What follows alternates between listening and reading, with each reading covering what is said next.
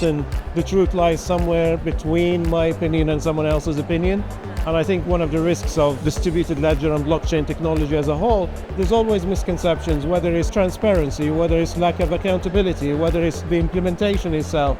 And I think having people from regulatory background, having people from institutional background, and having people from a founder's background help us see things from each other's point of view and perspective.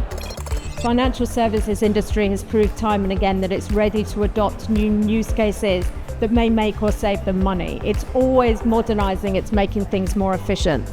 And then if you flip that over into the post-trade world, actually it's been quite some time since the settlement rails, since the ledgers, since that sort of like back office, back end has really been modernized or has had investment in the technology. So it can be quite fragmented. That's why it's often cited as being the perfect industry to start using blockchain technology and to revolutionize the market.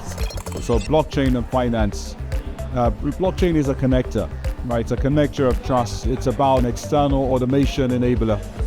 And what that means is that companies like in the telecommunications industry and retail and other industries can start to work with financial products embedded because of the trust and the automation that blockchain brings. So what I wanted to bring to this conversation was real life examples of telecommunications, cellular-based companies that are able to automate and embed financial products, in our case in IoT devices like cars and drones and cabinets and lorries, because of blockchain and fintech technologies coming together.